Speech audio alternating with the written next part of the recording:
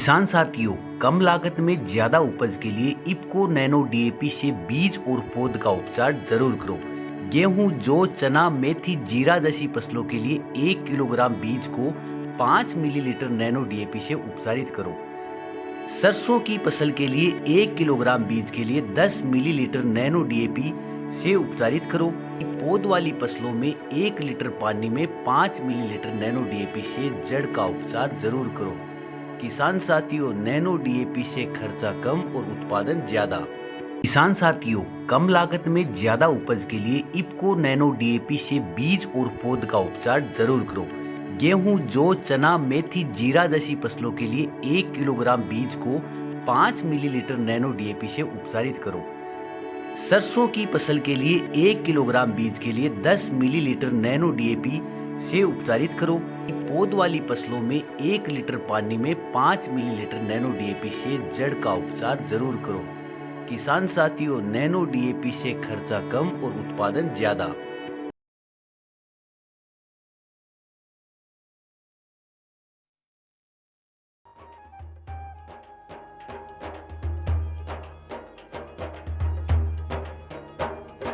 देख लो चौपाल रे सब बड़ा बडेरा आओ जी, सब लोग लगाया आओ जी, टाबरिया ने सब लाओ जी। देख लो चौपाल रे सब बड़ा बडेरा आओ जी, सब लोग लगाया आओ जी, टाबरिया ने सब लाओ जी।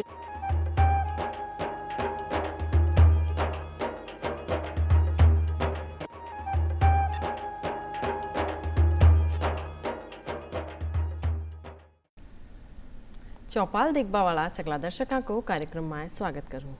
आज की चौपाल में मैं जानकारियाँ ले रहा हाँ नन्ना मुन्ना छोटा बड़ा टाबरा की खातर, बालका की खातर। बाकी खातर मैं कहबो चाहूँ हूँ कि छोटा छोटा नन्ना मुन्ना लागे प्यारा सब न टाबर।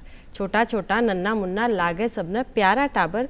खेलबो, कूदबो, पढ़बो, लिखबो, आगे बढ़बो है बांका सगला अधिकार। पण बाने कोनी सा आ सगली बातां को ज्ञान, तो वो भी आपा ने ही राखणो पड़सी ध्यान के मिले सगला टाबरा ने बांका अधिकार। और सगला अधिकारा की जो बात कर रही हैं आज की चौपाल में यही विषय पर आप जानकारियाँ ले रहे हैं कि बाल अधिकार और बाल संरक्षण। और कार्यक्रम में जानकारियाँ देवा की खातर अपने साथ पधार्या है संदीप कुमार जी। आपको कार्यक्रम में स्वागत करूँ हूँ। बहुत बहुत धन्यवाद। आप उपनिदेशक है निदेशालय बाल अधिकारिता विभाग से। अब आप बात करा कि जो बाल संरक्षण अधिकारा की बालका की बात आप कर रहे हैं, तो सबसे पहले क्यों ना आप वही जाना कि जो बालका की जो बात आप कर रहे हैं तो कौन सी उम्र का टाबर है या कतरी उम्र तक का बे टाबर है जहाँ की खातर आप कह सका कि हाल वो टाबर बालक है। बिल्कुल, मैं इसमें अधिनियम बताना चाहूँगा। किशोर न्याय अधिनियम 2015 है, जिसके अंतर्गत बालक को परिभाषित किया गया है, जिसके अंतर्गत 0 से 18 वर्ष का जो बच्चा है उसे हम बालक कहेंगे। लेकिन यहाँ एक चीज़ मैं और बताना चाहूँगा कि बाल विवाह प्रतिषेध अधिनियम है, तो उसमें जो वयस्क है पुरुष के मामले में तो 21 वर्ष तक के जो पुरुष है उसको बालक ही माना गया है। मतलब 21 वर्ष से कम उम्र है उसकी तो वो बालक की श्रेणी में माना जाएगा, वो बाल विवाह ही माना जाएगा। तो यहाँ दोनों अधिनियम में जो बालक की परिभाषा है पृथक है।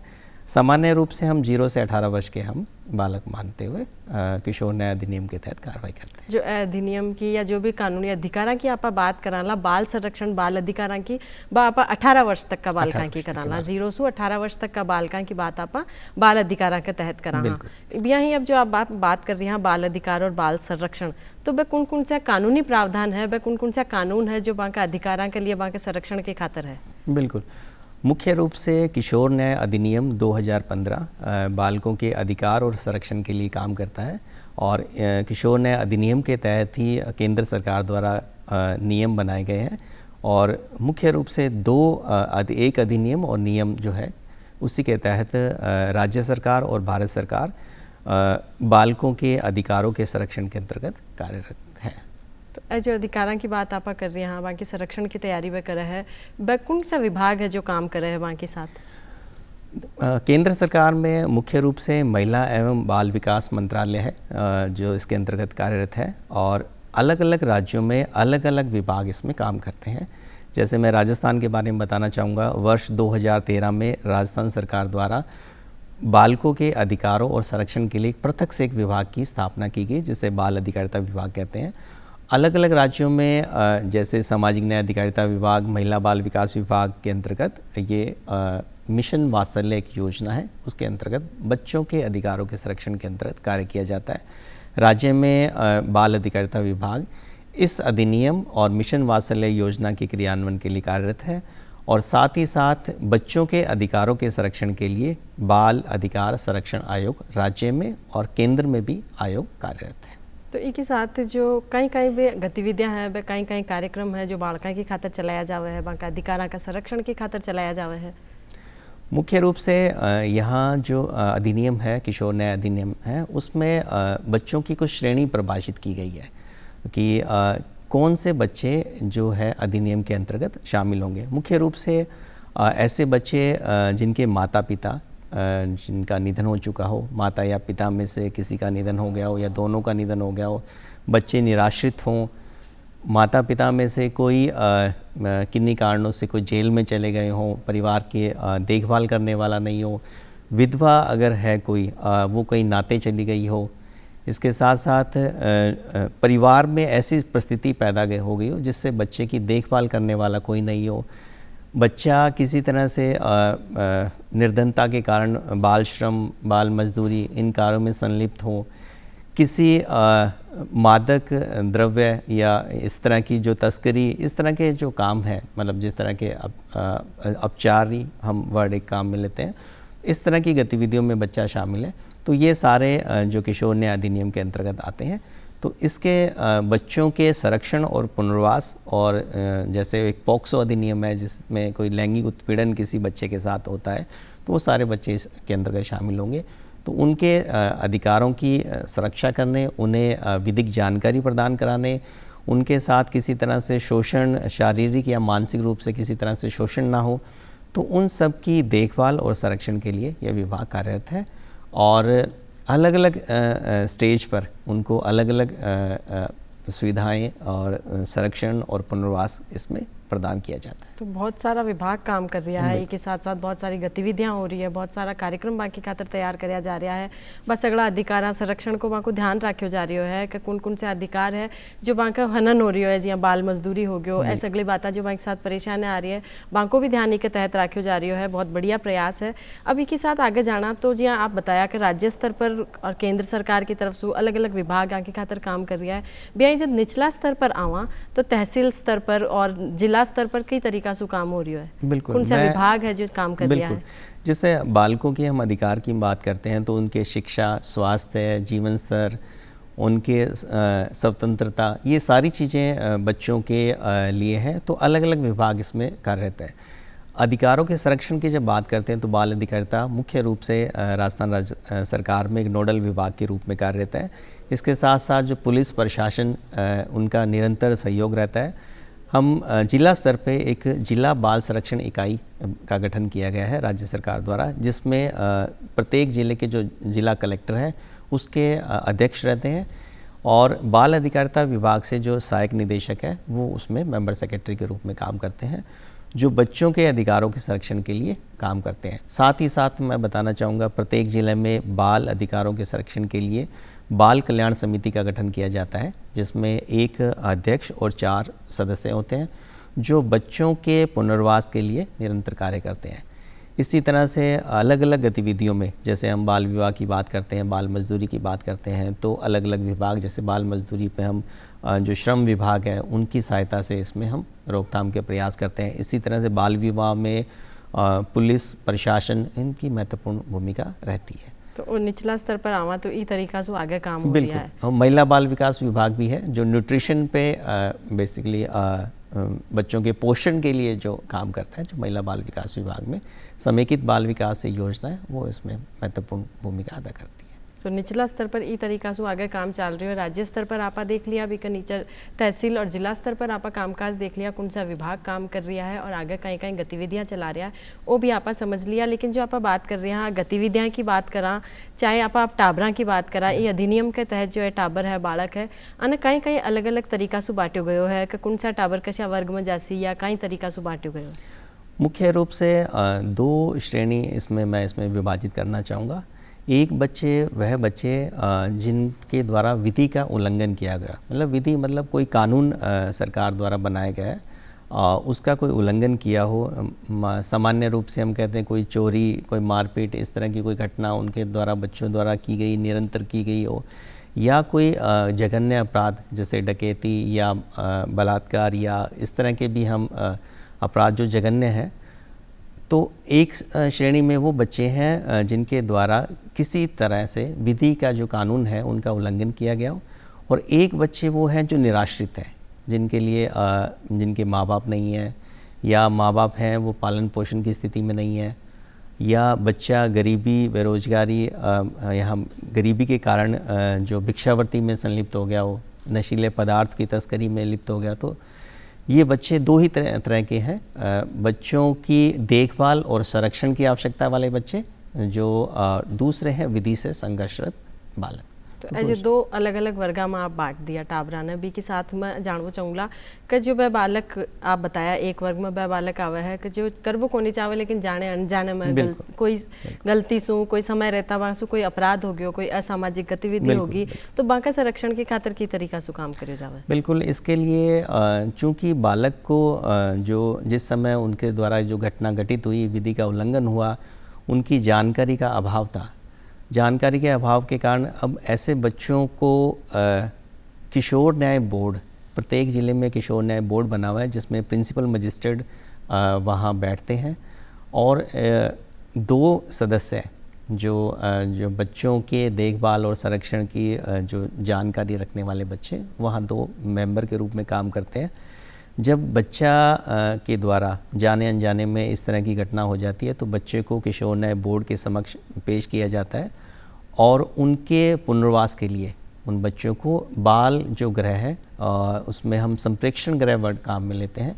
संप्रेक्षण गृह है, उन बच्चों को संप्रेक्षण गृह में रखा जाएगा, और वहाँ उनकी आयु और उनकी वर्ग और उनके द्वारा जो विधि का उल्लंघन किया गया है उसमें उनके अनुसार उनमें वर्गीकरण करके अलग अलग बच्चों को रखा जाता है, और वहाँ उन बच्चों को स्कूली शिक्षा के माध्यम से, ओपन स्कूल से जोड़कर, इसके साथ साथ कौशल विकास प्रशिक्षण कार्यक्रम के माध्यम से, इसके साथ साथ योगा, मेडिटेशन, इस तरह की गतिविधियाँ करवा के बच्चों को पुनर्वास वहाँ किया जाता है, ताकि वो शिक्षा से जुड़े रहें। शिक्षा के साथ साथ जब वो 18 वर्ष से जब आयु के होकर जब वहाँ से बाहर निकलेंगे तो उनको कौशल विकास प्रशिक्षण भी दिया जाए, ताकि वो जब बाहर निकले संप्रेक्षण गृह से स्वयं का रोजगार या कोई शैक्षणिक गतिविधि के माध्यम से रोजगार की तलाश कर सके। मतलब वहाँ का विकास को हर क्षेत्र की तरफ से ध्यान रखा जावा है कि वह पूरी भी विकास की धारा के साथ आगे चल सके, क्योंकि जाने अनजाने में जो अपराध बांसु हो गयो है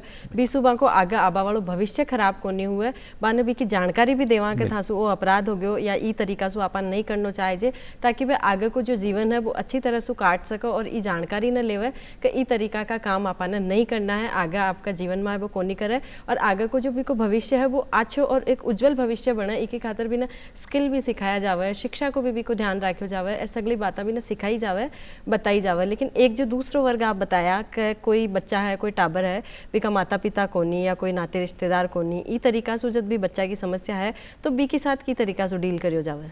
उसमें मुख्य रूप से राजस्थान सरकार के सामाजिक न्याय अधिकारिता विभाग है, जो जे एक्ट है, किशोर न्याय अधिनियम है, उसके अंतर्गत मुख्य रूप से है कि बच्चे की जो परवरिश है पारिवारिक आधारित देखभाल की जाए, बच्चे को परिवार के बीच में ही रख के उनकी देखभाल की जाए। तो सबसे पहले ये कोशिश की जाती है कि बच्चे का अगर माँ बाप नहीं है या माँ बाप में से कोई एक नहीं है या किन्हीं कारणों से माँ बाप पालन पोषण में असमर्थ है, तो ऐसी स्थिति में राजस्थान सरकार द्वारा जैसे दिव्यांग कोई बच्चा है तो पालनहार एक योजना शुरुआत की गई। पालनहार योजना के अंतर्गत 0 से 18 वर्ष के बच्चों को 1500 से 2500 रुपये तक राशि उनकी आयु वर्ग और उनकी श्रेणी के हिसाब से उनको प्रदान की जाती है। और इसमें बच्चे शिक्षा प्राप्त करें तो आंगनबाड़ी में या स्कूल में निरंतर जाएं, इसके लिए प्रोत्साहित किया जाता है। स्कूल जाने और आंगनबाड़ी जाने पर ही इस योजना के अंतर्गत सारे लाभ दिए जाते हैं और वर्ष में एक बार उनको एक मुश्त राशि 2000 रुपये दी जाती है ताकि स्कूल बैग, यूनिफॉर्म इत्यादि वो ले सके।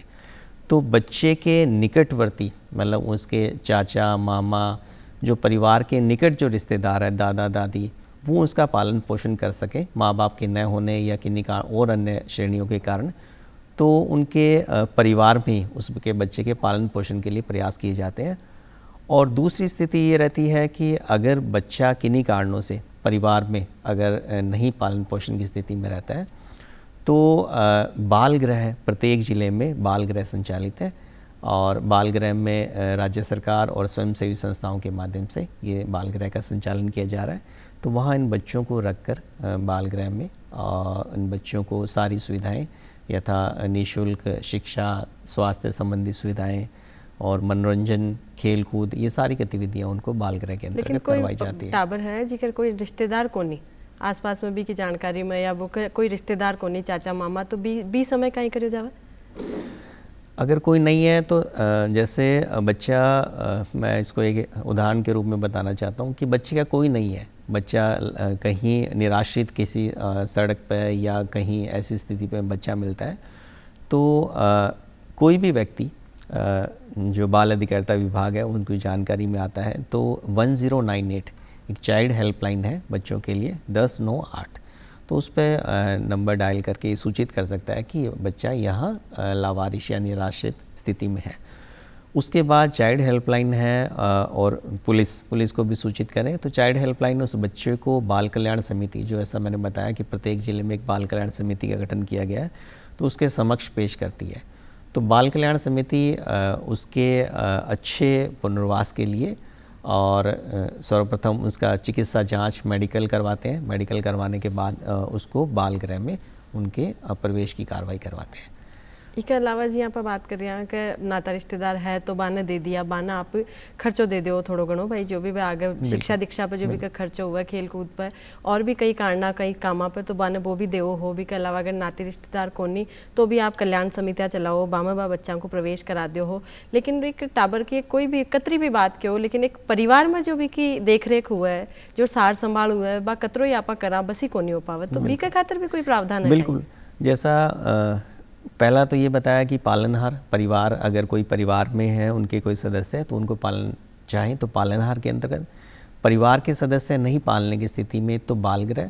लेकिन कई बार ये चीज़ें देखने में आती है, केंद्र सरकार द्वारा फोस्टर केयर एक स्कीम चलाई गई है। फोस्टर केयर योजना के अंतर्गत कोई परिवार सिंगल फोस्टर मतलब एक बच्चे को भी बाल गृह से एक तरह से उस बच्चे को अपने घर में परिवार में रखने की स्थिति में रहते हैं। ऐसे परिवार को अगर कोई बच्चे को पालन पोषण करता है तो 4000 रुपये प्रति माह प्रति बच्चे उस परिवार को दी जाती है ताकि वो बच्चा एक पारिवारिक वातावरण में आ सके। इसी प्रकार से ग्रुप फोस्टर एक योजना है। ग्रुप फोस्टर योजना के अंतर्गत कोई भी परिवार जो इच्छुक है और 8 बच्चे अधिकतम वो ग्रुप फोस्टर के अंतर्गत वो बाल गृह से या बाल कल्याण समिति के माध्यम से ले सकता है। और 8 बच्चों में प्रति बच्चा 8000 रुपये, जिसमें 4000 केंद्र सरकार और 4000 राज्य सरकार प्रदान करती है, तो 8000 रुपये प्रति बच्चा उस परिवार को पालन पोषण करने वाले को मिल जाता है। तो यहाँ के दोनों ही आवश्यकताओं की पूर्ति हो जाती है। ऐसे परिवार जिनके किन्हीं कारणों से बच्चे साथ नहीं रह रहे या बच्चे कहीं नहीं है, तो वो ऐसे परिवार बिना गोद लिए बिना किसी गोद लिए अगर गोद लेना चाहते हैं तो उसकी एक अलग प्रक्रिया है। वो जो आप प्रक्रिया बता रहे हो इनमें वो टाबर ने गोद को नहीं ले रहे हो, गोद नहीं लेके उनकी देखभाल और उनके संरक्षण के लिए उन बच्चों को अपने ही परिवार में अपने साथ रखते हैं। और केंद्र सरकार मिशन वात्सल्य के अंतर्गत इसके फोस्टर केयर के अंतर्गत पैसा उस परिवार को देती है। तो फिर जो गोद लेबा को प्रोसेस है वो कई तरीका से करियो जावे? कोई परिवार भी ना गोद लेबो जावे तो गोद लेने की एक अलग प्रक्रिया है। जैसा इसको भी मैं एक उदाहरण के रूप में बताना चाहूँगा। आप समाचार पत्र में देखते हैं कि बच्चे के नवजात बच्चे को कहीं छोड़ दिया, तो अगर आम व्यक्ति को मिलता है तो वही प्रक्रिया 1098 चाइल्ड हेल्पलाइन पर वो करके और पुलिस को सूचित करके उस बच्चे को राज्य के प्रत्येक ज़िले में जो बच्चों के दत्तक ग्रहण के संबंध में एक एजेंसी काम करती है जो बाल अधिकारिता विभाग के द्वारा ही संचालित है, उसमें पालना गृह बनाए गए हैं। आप बच्चा अगर बच्चे को यहाँ मतलब इधर उधर छोड़ने के बजाय आप देखेंगे तो प्रत्येक जो गृह है उसमें एक पालना बनाया गया है। बच्चे को अगर कोई देना चाहे तो वहाँ वो छोड़ते हैं, तो बच्चे की सूचना तुरंत जो बाल गृह बना हुआ है उनको मिलती है। बच्चों की देखभाल के लिए वहाँ चिकित्सा सुविधा भी उपलब्ध है, नर्सिंग स्टाफ भी रहता है, उनकी केयर करते हुए बच्चे को लीगल फ्री करवाने की कार्रवाई की जाती है। लीगल फ्री का मतलब ये है कि किसी परिवार में किसी माता पिता ने बच्चे को छोड़ दिया हो, लेकिन कुछ समय बाद फिर वो कहें कि ये बच्चा हमारा था, तो इसके लिए पूरी एक प्रक्रिया है, उसको अपनाते हैं, जिसमें बच्चे की फ़ोटो के साथ समाचार पत्र में एक विज्ञप्ति जारी की जाती है कि यह बच्चा पाया गया है और किसी को भी इसमें अगर इस बच्चे को हम लीगल फ्री कर रहे हैं अडॉप्शन या गोद देने की प्रक्रिया के लिए, अगर किसी को कोई आपत्ति हो तो वो 15 दिन में सूचित करें। तो लगभग 2 माह की इस प्रक्रिया के अंतर्गत अगर बच्चा के कोई परिवार से कोई नहीं आता तो बच्चे को एक तरह से बाल कल्याण समिति है उसको लीगल फ्री कर देती है। लीगल फ्री करने के साथ ही भारत सरकार की जो कारा है, मतलब सेंट्रल अडॉप्शन एजेंसी है, ये केंद्रीय दत्तक अभिकरण संसाधन, तो उसके पोर्टल है जिसको मिशन वात्सल्य पोर्टल पे उस बच्चे के डिटेल उस पर अपलोड की जाती है। जैसे ही बच्चे की अपलोड करते हैं तो जिन मतलब दंपतियों ने बच्चे को गोद लेने के लिए उस पोर्टल पे आवेदन किया है तो उनको प्राथमिकता क्रम में वो बच्चे उनको दिखाई देते हैं और शुरुआत में एक बच्चा उनको दिखाया जाता है एग्जाम्पल के रूप में, और बच्चा वो चाहे तो जैसे प्राथमिकता में जैसे उन्हें राजस्थान का बच्चा चाहिए, हरियाणा का चाहिए, पंजाब का बच्चा चाहिए, तो जो दंपत्ति है तो आवेदन करते समय ये प्राथमिकता उसमें भर सकते हैं। और भरने के बाद जब उनको बच्चा दिखाई दिया जाता है, जो रेफरल उनको दिया जाता है, तो बच्चे को आकर वो मिल सकते हैं जो होम जो बना हो उसमें, और उसकी मेडिकल रिपोर्ट वगैरह बच्चे की सारी वो उस पोर्टल पर भी रहती है, वो आकर भी उसको देख सकते हैं। देखने के बाद जब वो बच्चे को आरक्षित करते हैं, रिज़र्व कर लेते हैं, तो बच्चे को गोद देने की प्रक्रिया अपनाते हुए उनको बच्चा सपुर्द करते हैं और साथ ही जिसमें एक सर्टिफिकेट उनका जारी करवाया जाता है, तो वैधानिक रूप से बच्चा उनको गोद के रूप में दिया जा सकता है। जी, कोई माता पिता जो टाबर ने गोद ले लिया बी के बाद में भी विभाग भी की देखरेख करे है, कहीं भाई बी को संरक्षण भी को ध्यान निका राख रिया है, कौन राख रिया? बिल्कुल बिल्कुल, इसमें आपने बहुत अच्छा क्वेश्चन पूछा है। इसमें हमारे एक प्रोटेक्शन ऑफिसर इन होम में रहते हैं। बच्चे को देने से पहले भी किसी परिवार ने जब आवेदन किया है तो उस परिवार की जो सामाजिक स्थिति क्या है, परिवार उस बच्चे का देखभाल कर नहीं पाएगा या कर पाएगा, तो उसकी भी एक रिपोर्ट पहले लेते हैं कि रिपोर्ट लेने के बाद जब बच्चा गोद भी दे दिया तो गोद देने के बाद 3 से 6 महीने के अंदर समय समय पर उनके परिवारजनों से मिलकर ये देखा जाता है कि वो बच्चे का अच्छे से लालन पालन पोषण कर रहे हैं अथवा नहीं। मतलब माता पिता वो परिवार भी टाबर की खातिर उपयुक्त है, उपयुक्त है, उसकी जांच पूर्व में भी करवाई जाती है और बाद में भी फॉलोअप लिया जाता है ताकि बच्चे का अच्छे से। और भारत सरकार के जो पोर्टल है उसमें विदेशों से भी जो है विदेशी दंपत्ति भी इसमें अधिक से अधिक गोद लेने की प्रक्रिया में भाग लेते हैं और काफ़ी बच्चे विदेशों में भी जाके अच्छा अपना जीवन यापन कर रहे हैं। वो भी एक बढ़िया काम है कि पाछे भी को फॉलोअप पूरा लियो जावे है और पहली भी की पूरी जानकारी ली जावे है, पछे भी ना गोद दियो जावे है। इसके अलावा जी आप बात करते हैं जो अधिकारों का संरक्षण के खिलाफ जा रहा आप बात करा, कोई अलग जार बा के उल्लंघन की बात करा तो भी मायने सबसे पहली सबसे ऊपर आ जाया करे बाल विवाह, तो वो भी बाका अधिकारा के अलग खिलाफ ही है, तो बी के खातिर कई प्रयास किया जा रहा है। बिल्कुल, जो बाल विवाह अधिनियम है, अधिनियम के अंतर्गत बाल विवाह प्रतिषेध अधिकारी बनाए गए हैं। उसमें जैसे राजस्थान की मैं बात करूं तो 8 अधिकारी, एक ज़िले में 8 अधिकारी बाल विवाह प्रतिषेध अधिकारी के रूप में है। तो प्रशासन की तरफ से मैं बात करूं तो एसडीएम, उपखंड अधिकारी, तहसीलदार, इसके साथ महिला अधिकारिता की तरफ से मैं बताना चाहूँगा उपनिदेशक महिला अधिकारिता और परिवीक्षा अधिकारी प्रोटेक्शन ऑफिसर महिला अधिकारिता।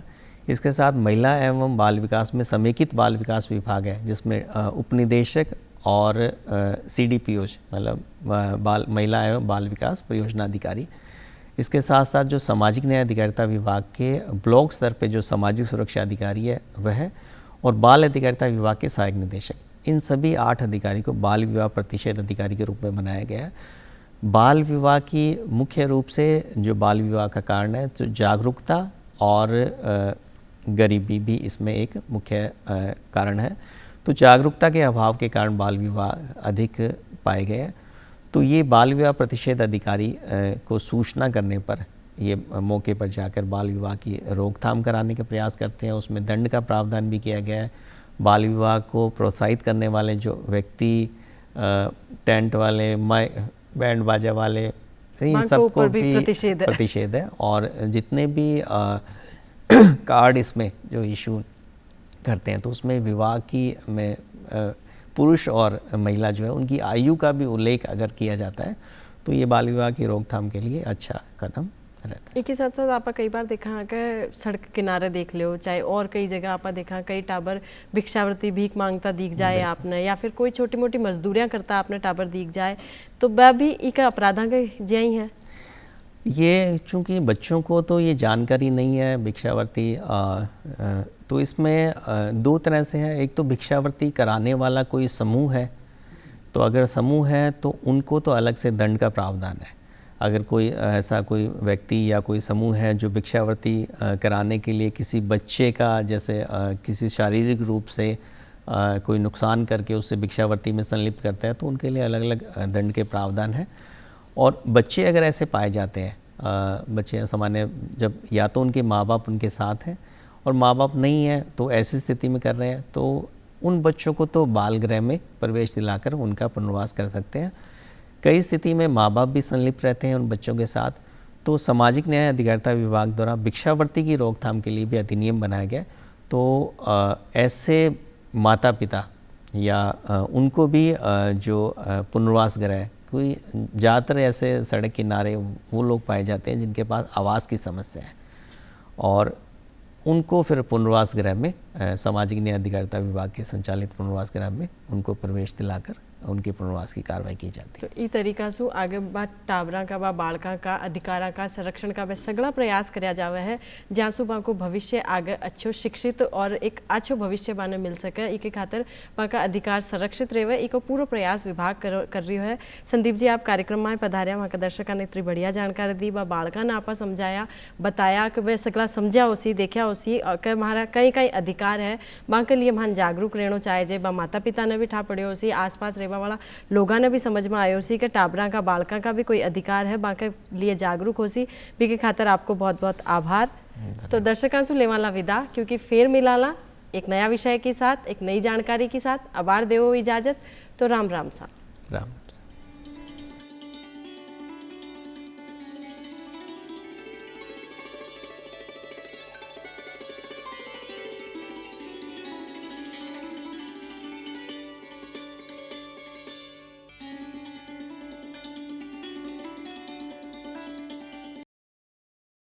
किसान साथियों, कम लागत में ज्यादा उपज के लिए इप्को नैनो डीएपी से बीज और पौध का उपचार जरूर करो। गेहूं, जौ, चना, मेथी, जीरा जैसी फसलों के लिए 1 किलोग्राम बीज को 5 मिलीलीटर नैनो डीएपी से उपचारित करो। सरसों की फसल के लिए 1 किलोग्राम बीज के लिए 10 मिलीलीटर नैनो डीएपी से उपचारित करो। पौध वाली फसलों में 1 लीटर पानी में 5 मिलीलीटर नैनो डीएपी से जड़ का उपचार जरूर करो। किसान साथियों, नैनो डीएपी से खर्चा कम और उत्पादन ज्यादा। किसान साथियों, कम लागत में ज्यादा उपज के लिए इप्को नैनो डीएपी से बीज और पौध का उपचार जरूर करो। गेहूं, जौ, चना, मेथी, जीरा जैसी फसलों के लिए 1 किलोग्राम बीज को 5 मिलीलीटर नैनो डीएपी से उपचारित करो। सरसों की फसल के लिए 1 किलोग्राम बीज के लिए 10 मिलीलीटर नैनो डीएपी से उपचारित करो। पौध वाली फसलों में 1 लीटर पानी में 5 मिलीलीटर नैनो डीएपी से जड़ का उपचार जरूर करो। किसान साथियों, नैनो डीएपी से खर्चा कम और उत्पादन ज्यादा।